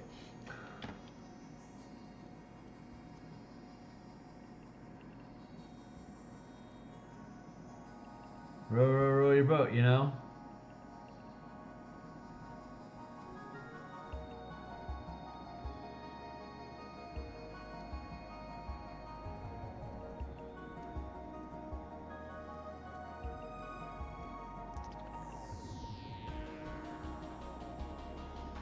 I think it's interesting how insistent folks are about row, row, row your boat being a round song, you know, where like everyone starts at a different point and just keeps going. Isn't that just kind of symbolic that everyone starts at a different point and just keeps going, and over and over and over again you keep doing this, you just keep running the play, performing the song, doing the dance. It's just very, to me, symbolic of the simulated reality world theory, where it is just a dream. Like, why else would we have such an ingrained limerick pushed into like 3-year-olds or 5-year-olds saying, sing this song, it's about how reality doesn't matter and that everyone can join in at any point and progress as often as they want. And it's all for the sake of just enjoying the harmony of being in that reality together. Like that's what that song, like, I mean, it's not being spelled out by any teachers or anything, but that is essentially what row, row, row your boat is about. Those are the quiet lessons that song is teaching us, is that we're here to learn to cooperate and work together, that it's just a dream, and that you can just enjoy going down the stream of time. You can start over as often as you want. You have as many rounds as you please, and you can interact with other people inside of it to build something greater than we could by ourselves. And I think that's really just interesting.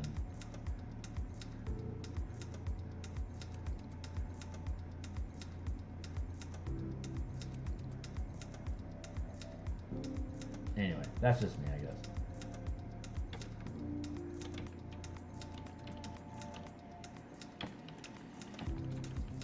Let's see what this does.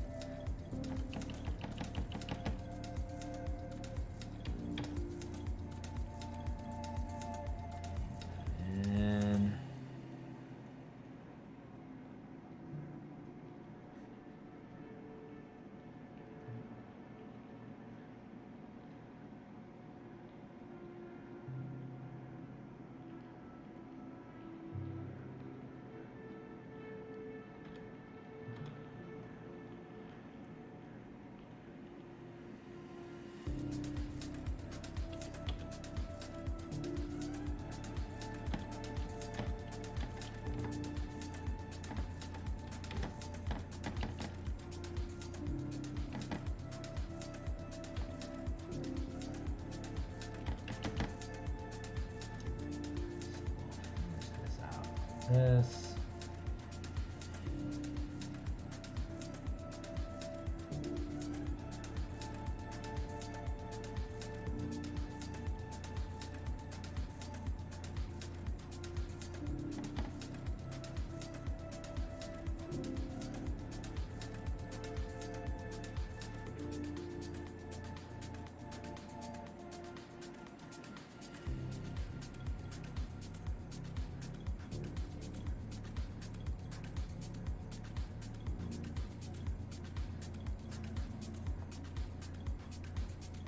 I'm doing thirds. Here's a third from the bottom, and here is a third from the top, roughly. Here to here. Like the top of this door and the center of this, like right here. That's our third marks, and here are our third marks. Like here's a hot spot, here's a hot spot, here's a hot spot, and here's a hot spot. I don't have anything hard lined to the hot spots of the piece, but there's a lot going on around it, so I think it's okay. I think compositionally it's going to be okay.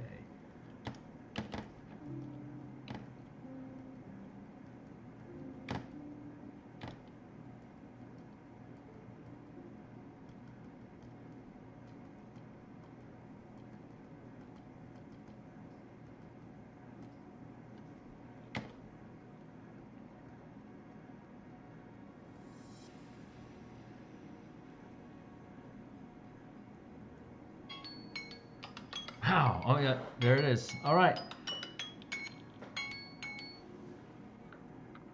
This mess. 150, 11:53. Just take a few more moments here to be content with where we're at for the day, and then we'll cut.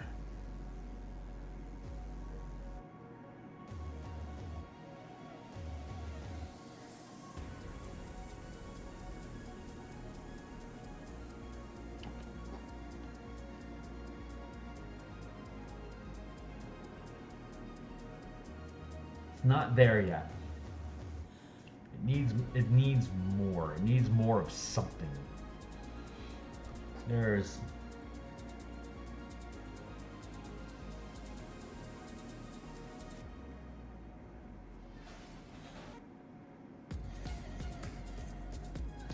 I bet I could do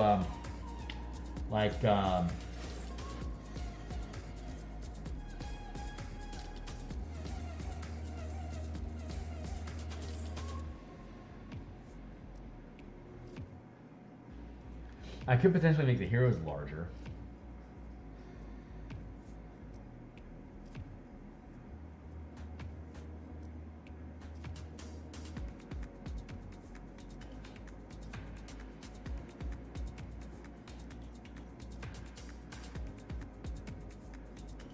But I want to keep the I don't want it too big because then it minimizes the door, you know, and the crystal inside. I kind of like the characters the size that they're at.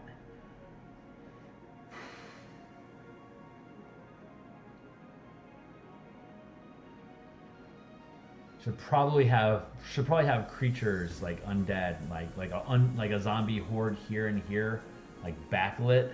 That could be interesting. Like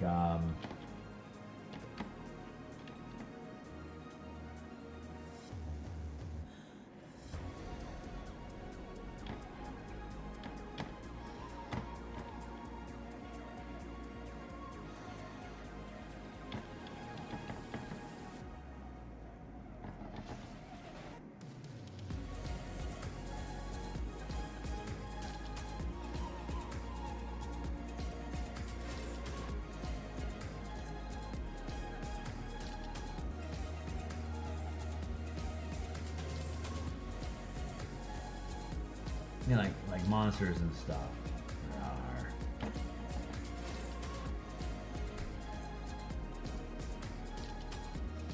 I can then fade down into this. Maybe that seems like something that could be done.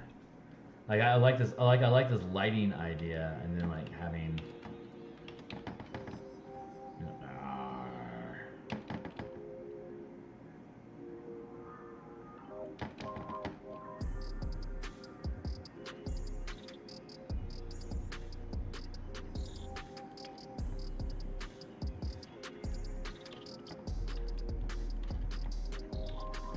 Creature types and stuff, like enemies and soldiers and things like that, like up here, and then your characters like are moving past them. So I don't know. Like I could have undead over here. Oh, that's kind of cool. I could have like zombies and skeletons and stuff over here, and I can have soldiers and stuff over here, and I can just have them just fade out into this overall mist and have the characters moving past them. That might actually be a decent idea.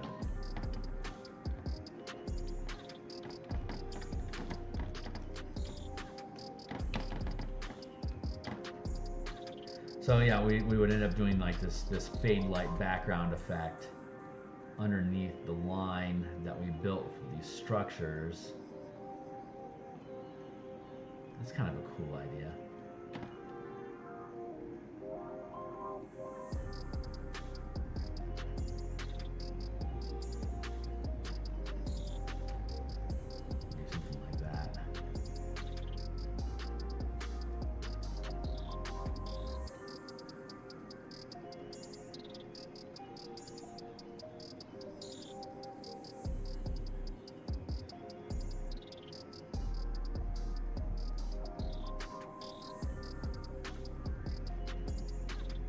Yeah, we can have all that business fade out behind.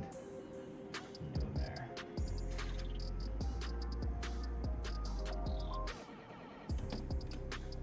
This and go to.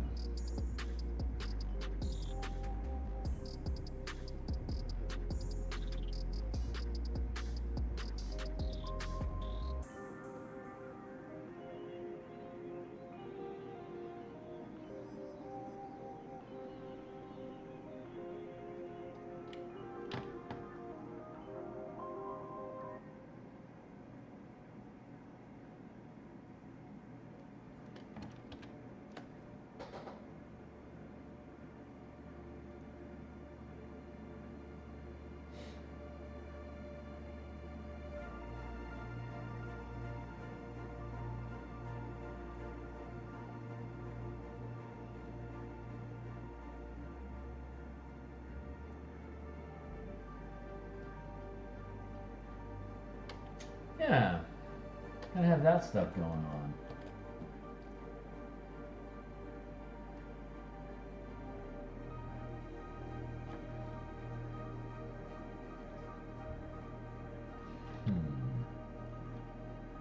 Maybe. Let's duplicate.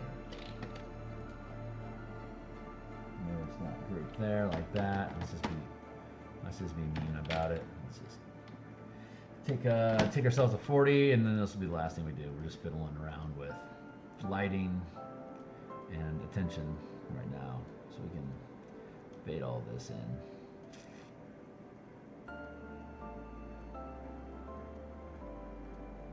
Yeah, I think if I can get a good fade going in from these top structures down into darkness, I suspect I can have neat little silhouettes of creatures and stuff on either side of these, like we're talking about, and make it feel a little more cohesive. But we are getting very, very close. I think on Monday we're gonna have a final piece, at least a final composition that we can work with, and then work on the text.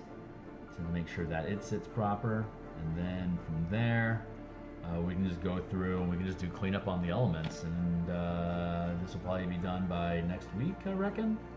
And then we can then we'll go back into mapping. So we'll be doing more maps. Map.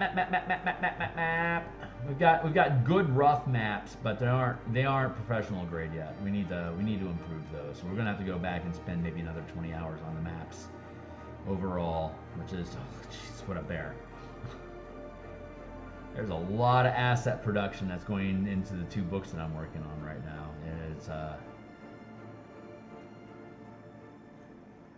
little ridiculous. I'm feeling more pressure to get the Spelljammer book out because that's hot right now, and there's no new hotness happening with Eberron, but the Eberron audience is always stable. I feel the need to push the Spelljammer product, but it's in edits and it's in secondary writing considerations right now, so it can only move as fast as it can move. So I have to bounce between the 2 projects and produce whatever assets are most necessary to move the needle forward on, or to push the project forward on whichever project it is that we're talking about.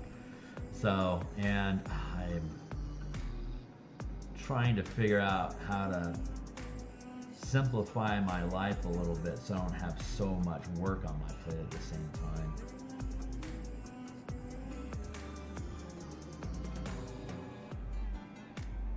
But I think the variety helps me maintain pressure on everything without burning out on any of it, because I can just hop gear between different projects when I start hitting a wall on one. Like I'm loving this project, but it's unfinished and it needs to remain that way so that I can,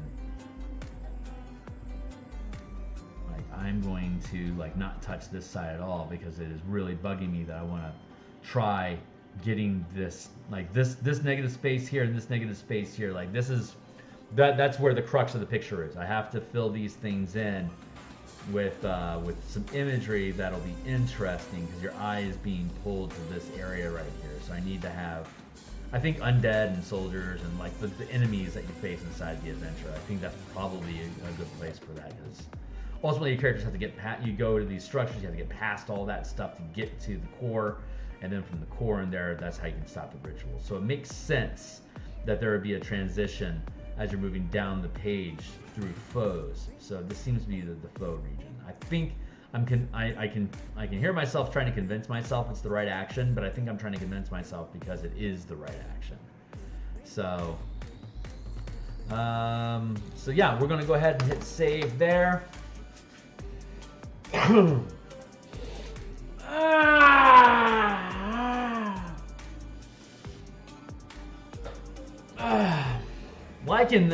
Liking this a lot. So we're gonna come back. We'll be back on this on Monday night, Monday day, lunchtime stream. We're going to be. I was having OBS issues last week, so on Monday I've got my OBS fixed. So Monday we're gonna come back and we're going to redo the conversation about multi-classing and spell casting, and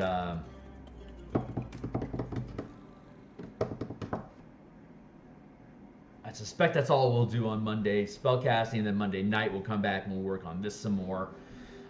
We've already got our prep for playtesting for the Descent into Avernus taken care of. So that means Thursday night I can focus on the Spelljammer art cover, which I'm super excited about as well. And once the covers, if you do the covers first, all the interior art happens so much easier. If the cover is the last thing that you do on a project, you are fucked, because all you want to do is publish when the thing is ready to go. And so it's slogging through all the inch by inch details of a full page. It's just like, when is this going to be enough? When can I just move on? So so you do the cover first, and then you do the maps, because those are the two most intensive. And then you do the layouts and the page dressing, so that that's done. And then once that is done and all the charts and all the maps are laid into the document where it's supposed to be, that's when you see all the little like 1/8, 1/4 page snips that there's like, I can put something in, I can put something, an asset in there that'll add to the overall picture of what the document is and provide a little more technical information or inspiration about what's going on. So you always want to do interior artwork last, because you can always just, like, you can just chain through all of it in sequence, like rough sketches for the whole thing, and you just like want to just go through all of it at the same time, so that you're adding these different levels of complexity in the interior art. Because at some point with interior art, you're like, that's good enough, it's done. It's like, I'm not going to be able to get this any better. And so when you hit that point, 40 or 50 times in a large document, like this will be 100 pages, and it'll probably need 30 interior illustrations, anywhere from a 3rd page to an 8th page, which can be like devices, people's faces, doorways looking through windows, hallway views, small isometric maps, objects, there's like creatures, there's all sorts of just little things that you can just drop in between text where there's little holes. So when you do your page design, you can afford to have a lot of negative space. If that helps, like Morkborg is great. Like, it'll have a full page illustration, like 1 or 2 sentences, and that's it. And then it'll move on. Like, artistically, it's gorgeous, but we don't want to be that that art driven. We want to have page structure first, because it's a technical document first, a very pretty technical document. So you have to make sure that you are structuring it in a way that is going to best complement the information that needs to be on each page. And then if it's built properly, we will then be able to have opportunities for us to have little informative illustrations or snippets in there. So anyway, that's it. I'm hitting save. I really want to dig in this corner, which tells me that this is the right place to stop. We will be back on Monday, like I was just saying. So like, subscribe, check out my DMsGuild books down below in the description. They're all cover to cover. You can read the whole thing and decide if you like the mechanics that I introduced into the game. I'd love to have your support, and but most importantly, very importantly, subscribe, and just watch hours of content for me, because I need another 3,500 hours of viewed content, and I need another 900 subscribers for YouTube to start paying me to do this with you guys. So I will see you guys when I get to, and later.